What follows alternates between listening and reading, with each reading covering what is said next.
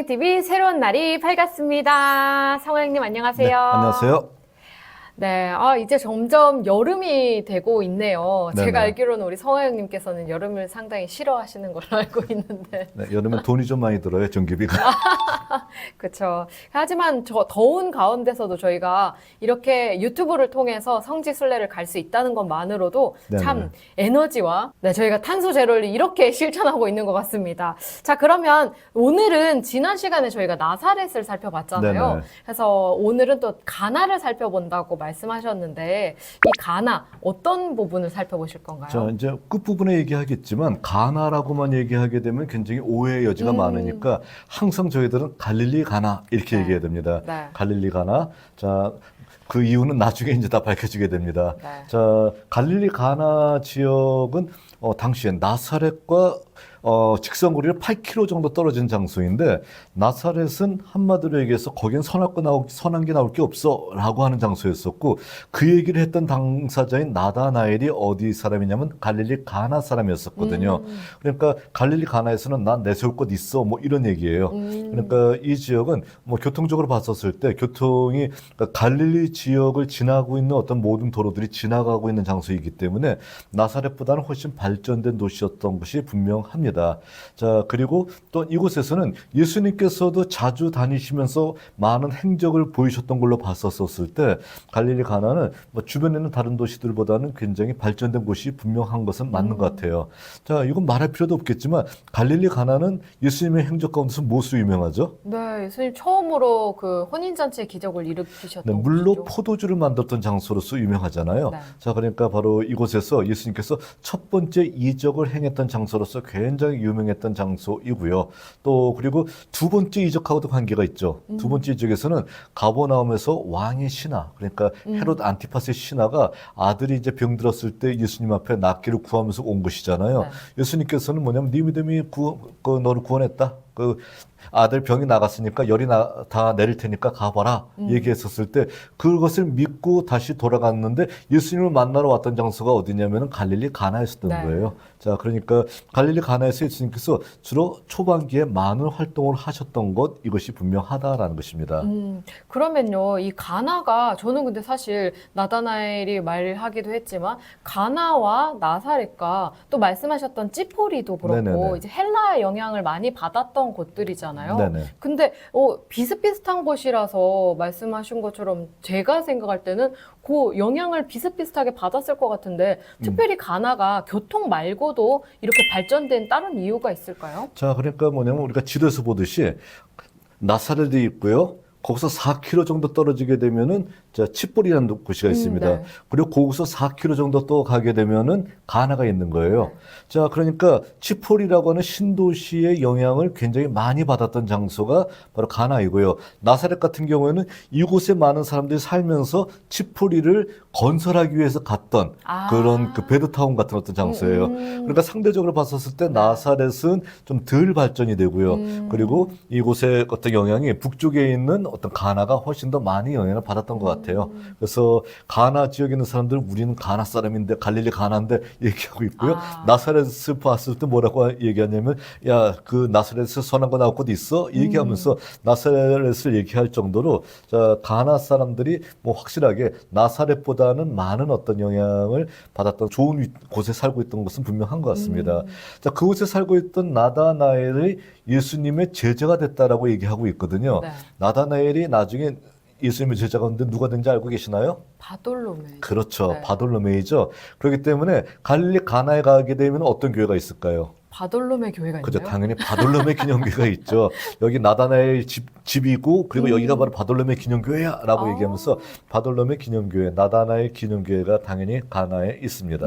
와, 멋진 교회가 이렇게 있네요. 네네. 네.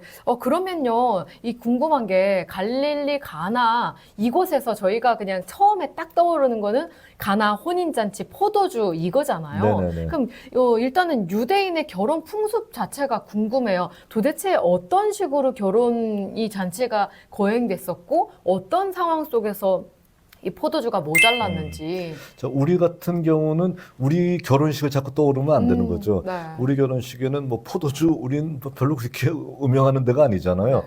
근데 이것 같은 경우는 거의 음료수와 같이 와인이라고 하는 것이 정말 중요한 어떤 그 기능을 하고 있었잖아요. 자, 이제 어떻게 결혼을 하게 되냐면은 자, 남자와 여자가 만나요. 만나면 처음에 뭘 하냐면 약혼을 하게 됩니다. 자, 그러니까 정혼을 한다라고 하죠. 자, 그러니까 요셉과 그리고 마리아 사이에서도 처음에 어떻게 돼요? 약혼, 정혼을 했었었고, 정혼한 상태 속에서 마리아가 성령으로 임신을 한 게 드러난 거예요. 그랬을 때, 자, 약혼을 한 다음에, 자, 만일에 그 부인에게 문제가 있다라고 하게 됐을 때 파혼을 하게 되면 전혀 문제가 되지 않습니다. 그래서 요셉이 의로운 사람이기 때문에 드러내지 않고 조용히 끊고자 했다. 파혼하려고 했었던 어떤 기록이 있었었죠. 그때 천사가 요셉에게 나타나서 내 안에 마리아 되는 것을 두려워하지 말아라. 저는 성령으로 잉태된 것이다. 라고 말씀하셨던 기록을 여러분들 기억하고 있을 거예요. 그것 똑같이 정혼을 하고 난 다음에 대략 1년 정도 결혼식을 준비할 수 있는 시간을 갖게 됩니다. 뭘 준비할까요? 뭐 집도 준비해야 되고요. 뭐 돈 준비해야 되고 그럴 거 아니에요. 그러니까 뭐 여러 가지 세간살이 뭐 이런 등등 해서 결혼식 준비하는 시간이 1년이 지나는 거예요. 1년 정도의 시간이 지난 다음에 그런 다음에 결혼식 날짜가 정해지게 되면은 자, 신랑의 부모 그리고 신랑이 큰 사람을 데리고 어디로 오냐면 신부의 집에 가는 거예요.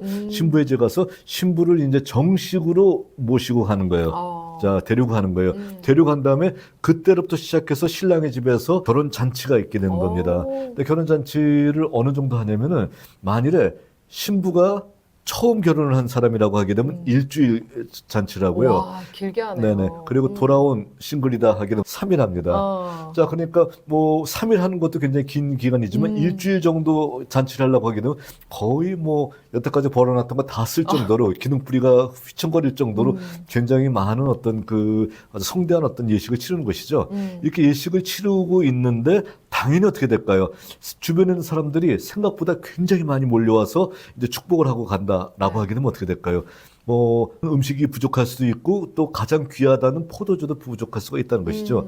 그러니까 포도주가 부족한 경우는 당시 어떤 결혼식에서 비일비재하게 나타났던 경우예요. 그러니까 뭐 특별하게 이것이 커다랗게 책잡힐 만한 문제는 아니었다는 것이죠. 근데 예수님께서는 포도주가 부족했었을 때 거기에 이제 물로 포도주를 만드는 사건을 통해 가지고서 사람들한테 신부 측한테 이런 것을 제공했었던 어떤 사건들, 이 사건들을 첫 번째 기적으로 해내셨던 것이죠. 네, 저는 이 유대인들의 결혼 풍습 이야기를 듣다 보니까요, 상당히 재밌네요. 왜냐면 1년 동안 정혼한 다음에 1년 동안 떨어져 있잖아요. 네네네. 각자의 자리에서 준비를 하다가 만났으면은 7일 잔치를 해도 좀 모자랄 것 같아요. 얼마나 애틋했겠어요. 그죠? 네. 근데 사실 이 가나의 혼인잔치 자체가 많은 사람들에게 뭐 알고 있는 내용들이잖아요. 그래서 이와 관련된 예술 작품들도 많이 있을 것 같아요. 자, 르블 박물관에 보게 되면 르블 박물관에서 크기에 의해서 압도되고 있는 작품이 있어요. 뭐냐면은 파울로 베르네치의 가나 혼인 잔치의 모습. 예수님이 가운데 딱 앉아 계시고요. 주변에 그냥 웅장한 건물들이 있고 그리고 이제 많은 사람들이 모여서 혼인 잔치를 하고 있는 장면들이 나와 있잖아요. 자, 르블 박물관에 가본 사람은 다 이걸 안 보고 지나갈 수가 없어요. 아주 길목 좋은데 아주 커다랗게 위치하고 있기 때문에 다 보게 되고 또 예수 믿는 사람들은 관심이 있잖아요. 예수님 계시네 하면 다 한 번씩 더 쳐다보게 되잖아요.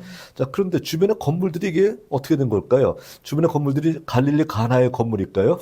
느낌이 그렇지 않은 것 같아요. 자, 이건 뭐냐면요. 그 당시 어떤 화풍인데 자기가 살고 있는 어떤 동네 그림에다가 예수님을 갖다 놓은 거예요.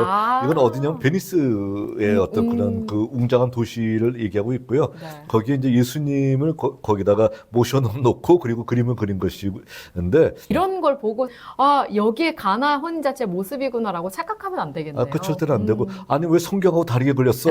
라고 얘기해도 안 되는 것이고 네. 예술 작품인데 뭐 어때요? 네. 그러면 이 갈릴리 가나에 어떤 기념 장소들이 있는지 궁금해요. 자, 기념 장소가 있다라고 하게 되면 이제 우리 공식이 있죠. 국룰이 있어요. 일단 뭐가 발견돼야 된다. 집도. 그렇죠. 땅 보면 집터 발견되잖아요. 근데 집터를 발견했는데 그것이 1세기의 것이고요. 또 하필이면 그 집터에서 항아리가 발견됐어요. 자, 그럼 어떻게 될까요? 이건 빼도 박도 못하게 그렇죠. 포도주 항아리다. 그렇죠. 그리고 예수님께서 바로 기적을 일으켰던 바로 그 집이다라고 얘기하는 거예요. 자, 뭐 아니라고 우길 수 있는 방법이 없어요.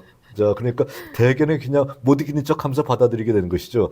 바로 1세기에 집터가 발견됐고 거기서 포도주 항아리가 발견된 거예요. 오. 그러니까 그 포도주 항아리를 이렇게 잘 보관을 해가지고선 그 방탄 유리 속에 집어넣고요. 또 주변에는 집터들 잘 그 보존한 다음에 그 위에 교회를 세운 겁니다. 오. 그래서 가나 혼인잔치 기념교회라고 하면서 바로 이런 그 카톨릭에 있는 그 프란치스코 어떤 그 교회에서 그 거기서 이제 교회를 지었는데 바로 그 교회를 저희들이 주로 많이 방문을 하게 되고요. 이 주변에 상점이 있다라고 하게 되면 뭐 파는 상점이 제일 많을까요? 당연히 포도주 팔겠죠. 그렇죠. 네. 포도주이죠. 갈릴리 어떤 그 예수님이 물로 포도주 만든 것을 기념하기 위한 이런 그 포도주를 파는 장소들이 굉장히 많이 위치하고 있다라고 볼 수 있습니다. 네. 저희가 그 아까 말씀하신 그 항아리도 보고 있는데요. 네네. 항아리의 일부분인 것 같아요. 그렇죠? 그쵸. 꽤 네네. 커다란 항아리인 것 같은데 이런 거는 그럼 재질 같은 거는 어떤 지금 제가 볼 때는 거의 뭐 벽돌 같은 느낌이거든요. 뭐냐면 큰 돌에 그 속을 파서 만든 거예요, 이거는요. 큰 돌에 속을 파서 땅 속에 묻어놓는 어떤 그런 용도이고요. 네. 우리가 알고 있는 질그릇된 포도 그 항아리 같은 경우도 그것도 존재하고 있었었는데 네. 일단 그런 항아리는 남아있기가 쉽지 않겠죠. 그러니까 바로 가나에서 이런 커다란 돌 항아리가 발견됐고 돌 항아리가 발견됐으니까 이건 당연히 어떻게 된다? 예수님의 어떤 그 기적을 일으켰던 그곳이 아니겠는가라고 보고 있고요. 근데 제가 알기로는요, 이 갈릴리 가나 때문에 일어난 여러 가지 해프닝도 있다고 자, 들었거든요. 아주 재밌는 해프닝이에요. 근데 저는 그걸 그 현장에서 봤어요, 바로요. 오. 저 뭐냐면은 2008년도에 베이징 올림픽을 했었거든요. 네. 베이징 올림픽을 했었고 베이징 올림픽 하게 되면 우리나라하고 시차도 별로 차이가 나지 않으니까 우리가 생중계로 그 올림픽 개막식을 한 거 지켜볼 수 있잖아요. 네. 그래서 그 개막식을 지켜봤었습니다. 네, 지켜보는데 뭐 개막식이 시작한 지 알파벳 순서로 되게 나오잖아요. 얼마 되지 않았을 때 아프리카 가나에서 사람이 나오는 거예요. 그 아프리카 하는 G로 시작하잖아요. 네. 자, 그래서 아프리카 가나에서 사람이 오는데 자, 그냥 그 가나 국기를 들고 오고 있고요. 그리고 또 가나의 지명을 그 지도로서 설명하더라고요. TV에서. 그러면서 자막이 딱 나오는데 뭐냐면은 가나는 예수님의 첫 번째 이적의 장소로 유명하다. 이렇게 된 거예요. 지금 여기 사진으로 나오고 있네요. 그렇죠. 증거가 딱 나오죠. 자, 그러니까 아프리카 가나가 예수님께서 첫 번째 이적을 베푸신 장소, 물로 포도주를 만드신 장소가 과연 아프리카 가나에 있었을 때 아프리카 가나가 아니라 갈릴리 가나인 것이죠. 네. 그러니까 가나란 이름만 가지고선 똑같이 이거를 얘기하면은요. 한마디로 이거는 뭐 이 당시에 MBC에서 이거는 자막 실수를 했었던 것인데 뭐 한마디로 생각 없이 만든 것이고요. 이거 만들 때 미리 만들었을 거 아니에요. 그러니까 최소한 이 정도 상식도 없냐는 거예요. 갈릴리 가나와 아프리카 가나를 구별하지 못하는 어떤 이런 거. 이거는 도대체 이건 상상할 수 없는 그런 어떤 방송 사고라고 얘기할 수 있다는 것이죠. 네. 자, 그래서 이거는 한마디로 근데 애교 있게 웃고 넘어갈 수 있는 어떤 그런 그 문제이기도 하죠. 근데 또 다른 어떤 것도 있었습니다. 뭐냐면은 2006년도에 그 레바논과 그리고 이스라엘 사이에 전쟁이 있었습니다. 근데 제가 그 전쟁이 있기 바로 일주일 전까지 레바논에 있다가 이제 전쟁이 시작할 무렵 이스라엘에서 귀국을 했었거든요. 그래서 그때 그냥 잘못했었으면 정말 레바논에서 갇힐 뻔했다 하는 생각도 했었는데 근데 레바논에 갔더니 레바논 가이드가 저한테 그러는 거예요. 그 교수님 하면서 얘기하는 것이 뭐냐면은 여기 그 예수님께서 첫 번째 이적을 베풀었던 카나가 바로 여기 있는 장소입니다. 얘기하는 거예요. 예. 그러면서 여기서 포도주, 정말 양질의 포도주가 있으니까 학생들한테 포도주 사게 해줄 수 있나요? 라는 거예요. 그래서 제가 얘기했던 게 뭐냐면 여기는 신학생들이기 때문에 우리 한국의 신학생들은 포도주 안 마셔요. 술 안 마셔요. 그런 거예요. 그랬더니 이분 얘기가 뭐냐면 아닌데요. 저 친구들 밤에 나가서 와인 마시던데요. 그러는 거예요. 그러니까 저 재운 다음에 나가서 와인 마시는 것을 가이드한테 들킨 거예요. 그래서 제가 누가 마셨어요? 그래서 그 친구들 잡아서 혼을 했던 경우가 있었거든요.